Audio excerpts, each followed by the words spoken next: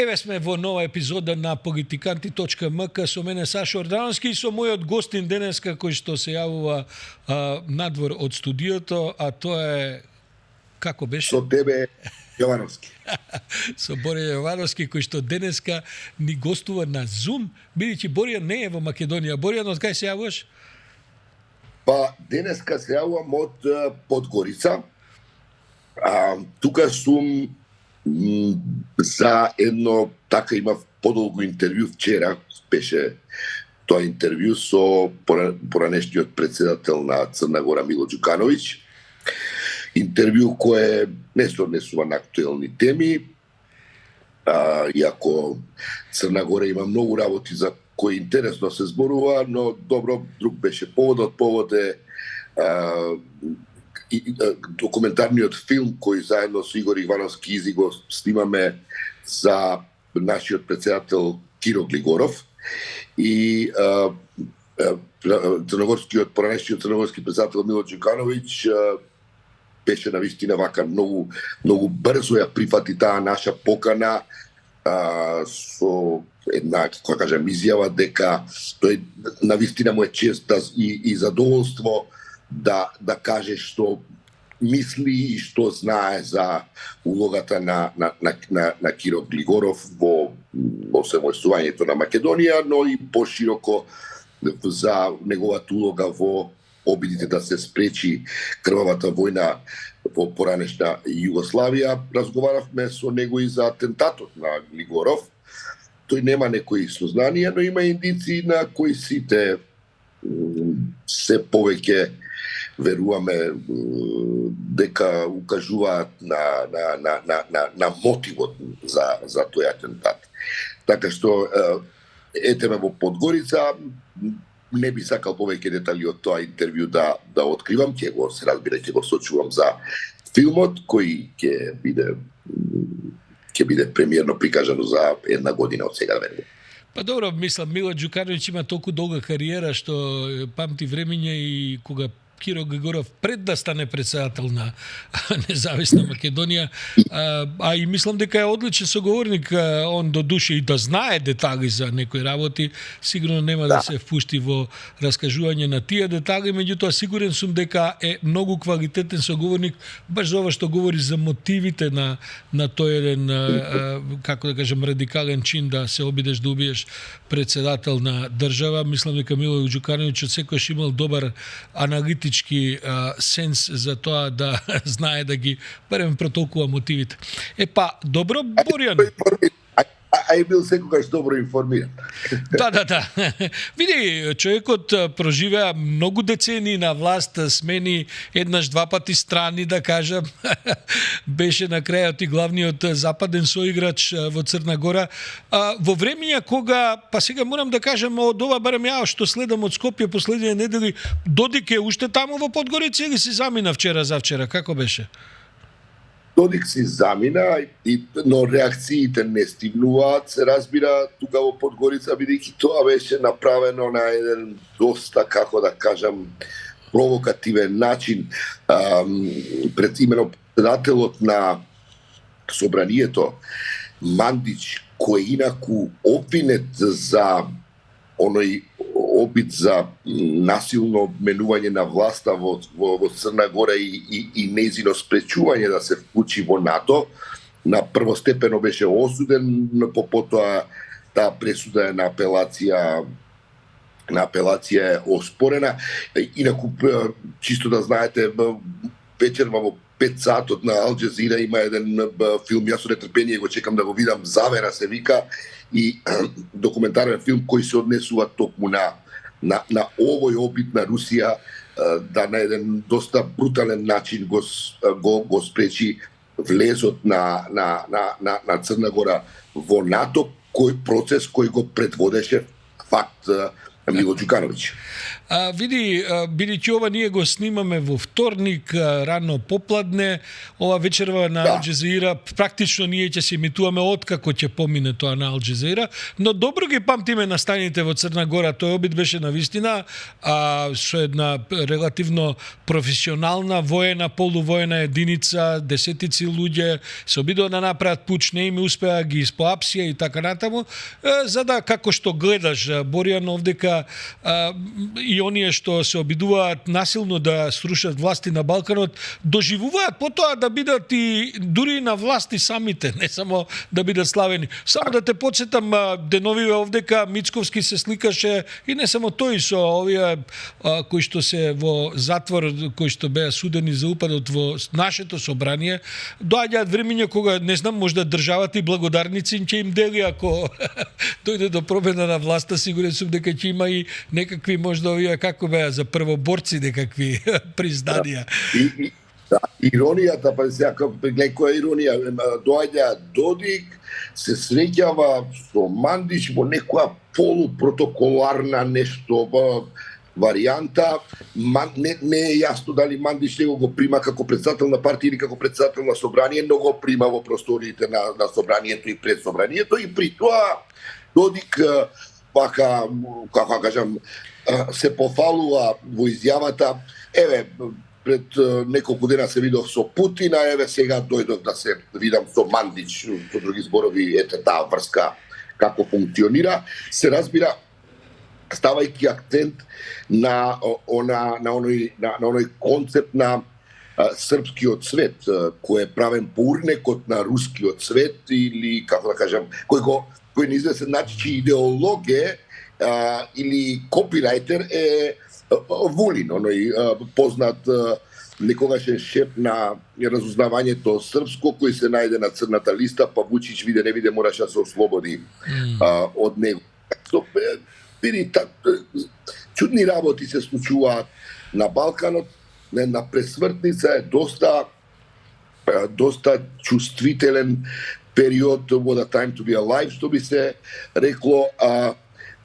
Инаку, Сашо, видиш, чудно, но кај нас некако под радар помина една изјава која според мене е breaking news на рускиот амбасадор овде во Црна Гора. Русија доскоро имаше таа теза и во однос на Македонија, дека членството на Македонија во НАТО она ќе го смета за непријателски чин, но сега имаме една нов наратив кој го билда Русија, и во изјавата на рускиот амбасадор се вели дека сега тие сметаат како закана, го сметаат и проширувањето на Европската Унија како закана, затоа што, како што вели рускиот амбасадор, Европската Унија мутирала по избунувањето на војната во Украина пред 2 години, и дека е таа во служба на НАТО, па некако тука тоа го врзува дека уствари Европската Унија е непријателска сила, па сега ако нашите земји од Западен Балкан сакаат да се вклучат во Европската Унија, дека Русија тоа ќе го смета како непријателски чин. Доста дрска изјава, која навистина ме чуди што кај нас, барем јас нигде не ја видов дека е пренесена. Боријан, се што носи кон стабилизација на регионот на Русија не ја одговара, а се разбира дека и Европската Унија се најде на црна листа, бидејќи меѓу другото Европската Унија, главните земји членки на Европската Унија се пробудија, почна засилено во последнава година да се прави одбранбената политика и воопшто да се подигаат буџетите на сите клучни земји членки во Европската Унија, кои што се и членки на НАТО и така натаму, бидејќи од една страна е стравувањето да не не победи Трамп во Америка, што ќе се свати како можност за секако вид на компликации, бидејќи познато дека е Трамп заљубен во Путин. Од друга страна, влегувањето и засилувањето на одбранбените капацитети со оригинални европски, да кажем, капацитети е долга стратегиска цел на Европската унија, која беше потурната на страна. Французите за тоа говорат многу одамна, меѓутоа во последните 2-3 години тоа веќе се повеќе заживува и мислам дека и оваа бригада за брзи интервенции која што се создаде и сите други капацитети се дигнати на нозе, така што воопшто не ме зачудува што Русија, бидејќи нејзината долгорочна цел е дестабилизација на Балканот, бидејќи таа дестабилизација ги одржува нивните стратегиски интереси за да се блокира Западот на кој било начин, сега ја вклучува и Европската унија, но тоа Борјан не враќа и на домашен терен, бидејќи овдека имаме еден број на, како кажем, се повеќе играчи кои што исто така мислат дека па дури Македонија нема што да бара во Европската унија. Од НАТО имаме неколку мина кои се залагаат за излегување од НАТО. Всушност, Борјан, овдека практично заврши кругот на официјално собирање потписи. Сега имаме јасни 7 кандидати. Читам дека и уште некој се пријавил во меѓувреме. Има еден-двајца кои што немаат ни по едниот нема сирот ни еден потпис собрано, другите можеби неколку десетици. Но овдека имаме веќе јасни 7 кандидати, од кои што се двајца Таравари и Бујар Османи ќе трчаат на каузата на етничките албанци, политичката кауза, а од другите 5 кандидати морам да ти кажем, па со овие двајцата исто така и од етнички албанци, практично Пендаровски ќе остане единствениот кој ќе брани либералната опција, ова да кажем малку лево центристичко лево и така. Сите други се десничари, сите други се националисти, кој повеќе, кој помалку, до оваа десничарскава, најдесничарскава партија, нели, која што се продава под името Левица, која што има најрадикални погледи на свет. И мислам да ти кажам дека како и да изгледаат анкетите до сега ќе мора да се прават нови анкети, бидејќи тоа ме враќа малку и на ова со Тодоров што го разговаравме, човекот на вистина минатиот пат направи една изворена анализа за тоа што всушност може да се случи со намалена излезност на гласачи, со таа можност за преговори кои што ќе ги донесат во вториот круг на претседателските избори, можат да влијат уште како врз изборот на претседателот и конечно за овој турбулентен период што не очекува на десницата во Македонија, бидејќи види Стефчо, Максим, Билјана Ванковска, се разбира Гордана Силјановска Давкова, се е тоа, да не пропуштив некого, не мислам дека се тие, се е тоа една добра втемелена десница, некои од нив се со просрпски, повеќето од нив се со проруски ставови, таа агенда во Македонија има своји поддржувачи, луѓето дури оние кои што не се директни поддржувачи на тоа имаат некакви пловечки ставови околу нашето членство во ова она, се разбира дека се под прашање доведени, нели, дали ќе го признаваме Преспанскиот, Охридскиот, ние за тоа разговараме со недели, но мојата поента е, Борјан, и со тоа да завршам оваа поента околу претседателскиве кандидати, дека јас мислам дека во овој момент шансите на Пендаровски растат. Бидејќи на вистина е сега апелот до сите оние кои што имаат некакви полиберални ставови во земјава, дека тоа е изборот. Сега, кој ќе реши да остане дома, да не гласа или да гласа за некој друг, одговорноста е таја. Но мислам дека сега тој осамен наспроти сите овие десничарски и крајно десничарски, меѓу кои има и навистина екстремно десничарски радикални ставови. И мислам дека тоа е една вака убава, легитимна, еден легитимен судир ќе биде и во првиот, а веројатно потоа и во вториот круг, уште повеќе. Знаеш како, демократија, ја немам проблем со тоа да се застапуваат различни ставови и така натаму, но крајно несериозно би било да се релативизира интеграцијата во Европска унија, поготово во светло на оваа изјава на рускиот амбасадор која ја споменав дека членството во Европската унија они го сметаат во закан, како закана, што значи дека руската пропаганда, руското разузнавање, руските служби и како активно ќе се вклучат во тргнувањето на Македонија од од таа агенда. Мислам, после оваа изјава на рускиот амбасадор, и затоа велам дека е многу важна и зачуден сум што не е забележана кај нас, практично се официализира таа политика на Русија да работи на планот на оттргнување на земјите од Западниот Балкан од агендите за интегрирање во Европската унија.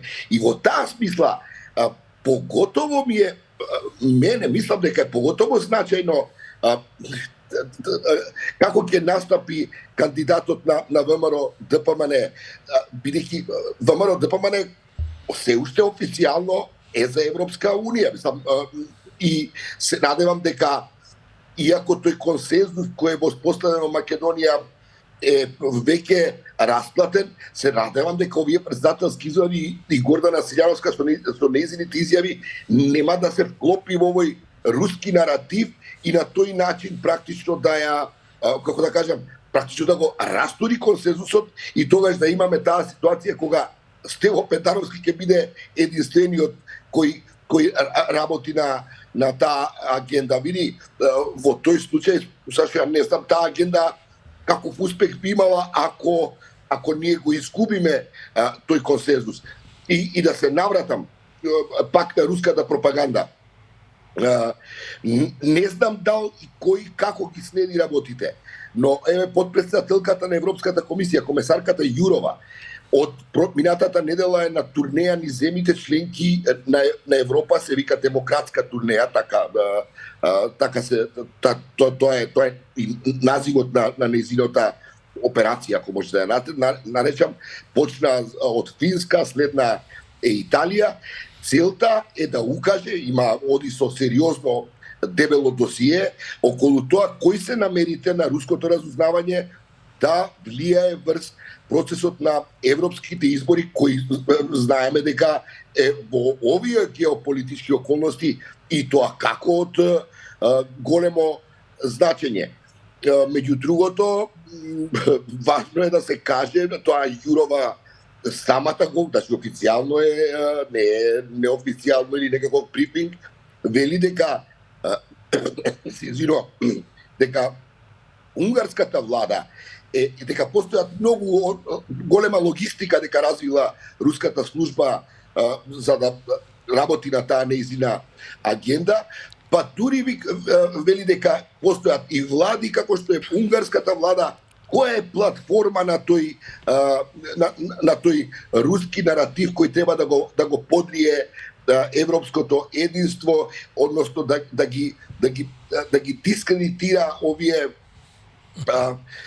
центристички лево и десно од центарот проевропски политички сили и да им отвори пат на овие екстремно десничариве по Европа, како што е АФД во Германија и да не ги бројам колку ги има. АФД, меѓу другото, исто така Јурова го потенцира како платформа за рускиот наратив. Така што ја мислам, например, Гордана Силјановска и ВМРО ДПМН ќе треба да објаснат малку подетално во кампањата околу тие многу топли односи со Орбан, кој ја поддржува ингеренцијата и интеграцијата на Македонија во Европска унија, но од друга страна некако чудно интензивно работи на зајакнување на рускиот наратив. Влекуваме во стварно времињата се бурни и влекуваме во една пресвртница кога се случуваат кај нас избори, се случуваат избори во Европската унија за новиот состав на Европскиот парламент, за новиот состав на Европската комисија, кои во голема мера ќе детерминираат иднината на континентот. Боријан, те слушам што говориш и морам да ти кажам дека низ главата ми се вртат навистина многу, би кажал, како да кажам, еден склоп на околности кои што изворедно насочен против, би рекол, македонските суверени инклинации и позиции. Види, најглавниот соработник на опозицијата е Орбан, кој ти точно го опиша, кој е веројатно главниот руски играч во Европската унија и во НАТО. Дури мојата Европската комесарка го нема потреба. Како кажам, да не се разбереме. Мојата теза знаеш која е, да не беше Унгарија членка на НАТО, таа веќе со тенкови ќе беше во Украина влезена на руска страна. Тоа дури мислам дека вака добро е што е членка на НАТО, па барем тоа не може да го направи. На страна како тоа би поминало, бидејќи украинско-унгарските односи се компликувани, долгорочни, проткаени се со низа недоразбирања, но однесувањето на Орбан е 100% путиновско дури и во оваа воена криза. Од друга страна, Борјан овдека Вучич да се кандидира во македонските претседателски избори, веројатно би влегол во вториот круг лесно на изборите, а може би и победил, би победил со оглед на тоа колку е Македонија отворена кон сите српски пропаганди, вклучувајќи го и Додик. Од трета страна, нашиот главен сосед кој што не блокира во Европската унија, а тоа е Бугарија, еден од главните руски играчи во овој вид на бивши советски држави, каде што руските позиции се толку силни што ние дури вака и со површно гледање работите препознаваш тамошни политичари, државници и така натаму, кои што викаше Маријан Ѓорчев, апсолутно се руски играчи. Значи, стекнати се едни околности кои што се во многу голема офанзива по прашањето на клучните македонски евроатлантски интегративни процеси, па дури и членството во НАТО, бидејќи ти знаеш дека овдека има кандидати кои едните отворено, а еден двајца и така полуотворено, па добро да излеземе од НАТО, не е страшно и така натаму, една тотална неодговорност.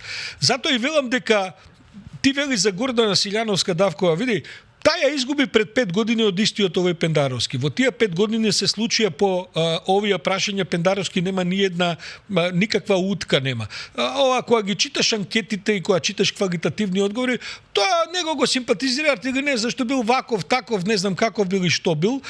Некои викаат, дури слушам и вака поеминентни така наречени интелектуалци кои што лупетаат глупости по разни медиуми по тие прашања. Меѓутоа сакам да кажам, меѓу Пендаровски и Гордана Силјановска нема ништо ново. Гордана Силјановска е истата она од пред 5 години. Во меѓувреме работите само се искомпликуваа на десницата, на страна на десницата, што сега има 4-5 претседателски кандидати од таа страна, бидејќи се тепаат кој да биде по-радикален или помалку радикален во истите тие десничарски, па ако сакаш и отворено проруски ставови и така натаму, има тука нијанси кои што се во прашање. И не знам на главните теми, а тоа е ни треба ги преспанскиот договор и сега нели пак ќе ги отвориме истите тие теми. Гордана Силјановска на тие теми изгуби минатиот пат. Сега само има една посилна поддршка, бидејќи во меѓувреме се профилира уште подесни од неа, која заедно со претседателот на опозицијата Мицковски повторно одат во една политика, сите ако може да ги опфатат, со сите да соработуваат, до овие најбудаливе таму што се на деснава страна, кои ќе ги прочепкат малку, тие се допираат инаку со екстремните левичари. Тоа секогаш било така, екстремната десница и екстремната левица е во суштина исто. И сакам да кажам на крај, ќе се врати приказката на тоа колку луѓе од овие што ќе гласаат ќе се пробудат и ќе сакаат да сватат за што станува збор, нема гаранции дека тоа ќе се случи. И второ, што ќе прават во вториот круг гласовите на етничките албанци, бидејќи тие сценарија веќе ги развивавме, дали ќе бидат повикани, не повикани, да бойкотираат, да не земат ливчиња, да земат ливчиња, гласаат за едни за други. Бидејќи види, сите они мислат, рефлектираат да прават влада со ВМРО ДПМН. Нормално е дека Мицковски ви каже, чекаме, не може вие сега не предадовте, Пендаровски стана претседател, бидејќи победи во вториот круг, а вие сега сакате со мене да правите влада, иако вашите гласачи гласат за Пендаровски. Сакам да кажам една комплексна приказна, која што чија разрешница ќе видиме како ќе се одвива. Но Борјан, да не се грижиш овдека секој ден, мислам дека изборната кампања за претседатели започнува за месец дена од сега, ако не се лажам околу 4 април, таму некако. Меѓутоа ова е секоја вечер, секој ден во истиот котел. Има тој котел да си врие барем уште едно-два полни месеци, за да видиме на крајот што ќе биде. Да се задржам на мојата тема. Не знам дали си забележал, но гледам некои така сајтови нови кои се промовираат кај нас и тоа изгледаат вака сериозно. Се гледа дека таму се вложени одбилни средства. Очекувам дека тој број на тие сајтови ќе расте. Така што тој руски наратив за заканата од проширувањето на Европска унија, допрва изгледа дека ќе го слушаме, но да се вратам на кандидатите. Знаеш, мене ми е интересно како ќе настапат Таравари и Бујар Османи во оваа кампања. Особено по однос на европската агенда и дали и како ќе се конфронтираат со овие кои се против или ја релативизираат европската агенда. Тоа ќе биде доста индикативно за тоа како понатаму ќе се одвиваат работите на политичката сцена кај нас. Не знам дали се согласуваш со тоа. Да, па види, јас ти велам дека во суштина сите тие се националисти.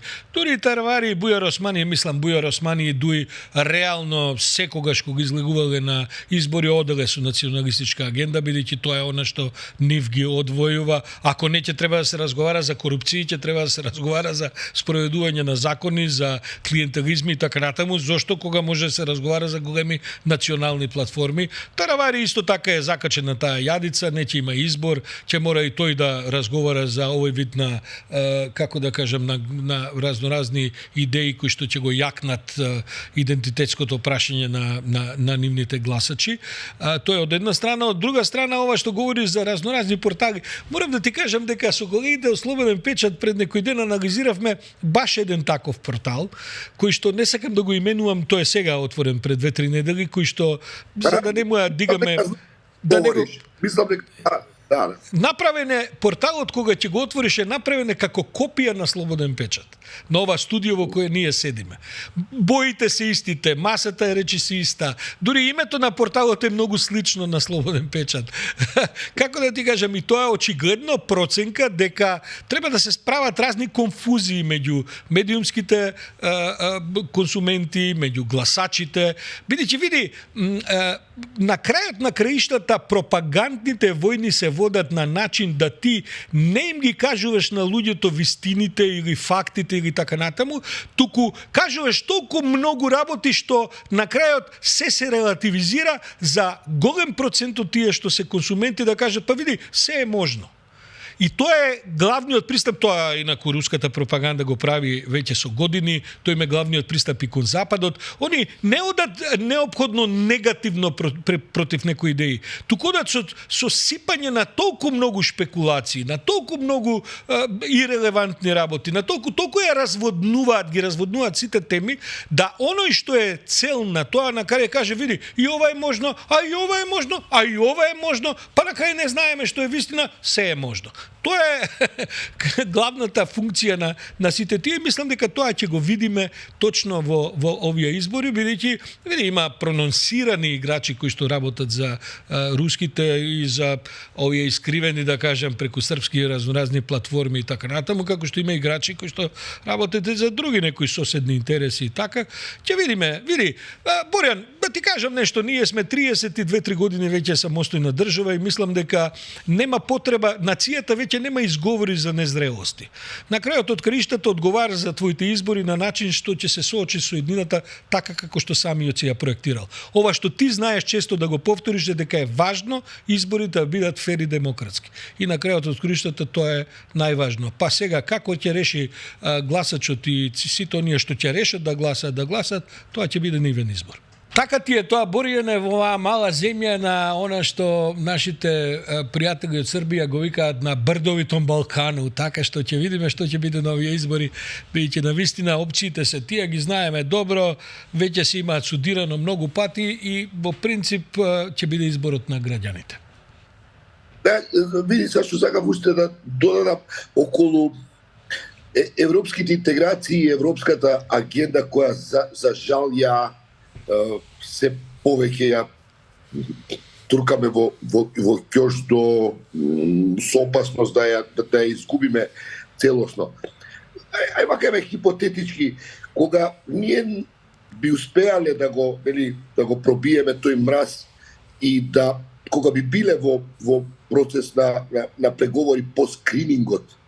Например, ние не до сега, заради тоа што таа губи перспективи отруена од овие националистички наративи, ние дури не обрнавме внимание ни на извештаите од скринингот, кои се доста јасна диагноза на системот и на некадарноста и неефикасноста на институциите. Ние не успеавме да го издебатираме ни тоа тој документ кој даде полно аргументи за да разговараме за подобрување на ефикасноста на системот. И сега, во тоа една хипотетичко сценарио, кога ние би биле во една поодмината фаза на преговори, ја мислам дека темите на изборите, како на парламентарните, па дури и на председателските, ќе беа, например, заштитата на животната околина, ќе беа заштитата на потрошувачите, ќе беа, не знам, ред други теми кои живо значат, теми кои се секојдневие, теми кои се релевантни за нашето здравје, бидејќи знаеш, кај нас е тоа позната изрека, битно е здравието. Не е битно здравието, според дебатата која ние ја водиме, очигледно се е битно, само здравието не е битно. И темата, како што ја споменав, заштита на потрошувачи, која и текако завлегува директно во нашите джепови, кои исто така ни се на сите нас многу важни. Тој тип на теми ние не можеме да допреме до нив. 30 години се гушиме во наративи кои се повеќе од апсурдни, мислам, не знам како да кажам. Така што секој треба да појде од тоа, мислам, ако е здравието е најважно, ако е стандардот е најважен. Секој треба да размисли како да дојдеме да разговараме за тоа, како да разговараме за отчетноста на институциите и на системот, што прават за да се подобри нашето секојдневие, за да се подобрат условите во кои живеат нашите деца, за да останат тука и така натаму. Но некако јас стварно не ја разбирам абсурдноста на тоа да од една страна си толку посветен, толку го сакаш тоа, од друга страна кога ќе дое време на вистина да се разговара за тоа го нема. Боријане, те слушам и се смеам, бидејќи каква врска има здравието со идентитетот на нацијата? Каква врска има здравата средина и околина со прашањето на тоа дали не признаваат бугарите или не признаваат? Ние сме си заглавени. Ова е, драги мои, ја не знам како е таму во Црна Гора, таму имате море, па можда ти се чини дека е нешто подобро. Овдека си е тука негде преод меѓу 19 и 20 век, имаме уште доста до 21 век да доеме. Види, Боријане, ние имаме практично овдека можеби преовладувачки политички сили кои од историјата, тоа сме го говорили, од историјата прават идеологија. Каква животна средина, какво здравје, какви стандарди, какви потрошувачки корпи. Овдека е се уште прашањето ќе не биде или нема да не биде и така натаму. Така што и овие избори ќе поминат на тие теми пред се. Пак ќе кажам, види, проверени се кандидати ако навистина како што најверојатно ќе биде во вториот круг завршат Пендаровски со Горана Силјановска-Давкова. Тоа се само познати истории кои што еднаш веќе ги слушавме, резултатот претходно беше таков како што беше. Меѓутоа, знаеш како, Боријан, и Трамп бара ремеч со Бајден во Америка. И може да се случи и таму да дојде до промена, иако Трамп не е ништо подобар, ја би рекол дека уште полош од тоа што бил, само што си двајцата со Бајден постари плюс 5 години, па и двајцата се клатат онака, баш како дедовци на некакви панаѓурски предизборни активности. Боријан, ја не знам што ти е тебе агендата во Црна Гора, меѓутоа агендата на нашите гледачи и слушатели можда име нешто и да подработат денеска. Па, добро, сашто ништо јас сум во петок во студио и имаме гости, нели, кои не откриваме кој е, така? Така е, не откриваме никогаш, а мораме да ти кажем дека последните два пати, па и не само два пати, и Ѓорчев и Никола Тодоров одлично одат, мислам. Јас ти знаеш, јас сум многу скептик колку се не слушаат, не гледаат и така натаму, меѓутоа над моите очекувања и тоа можеби говори нешто дека не сме само ние добри, дека туку темите што ги разговараме можеби продираат повеќе кон јавност. Ете, Борјан, од мене имаш убави желби за враќање, па се гледаме во петок во студио. Се гледаме се. Поздрав. Поздрав до сите.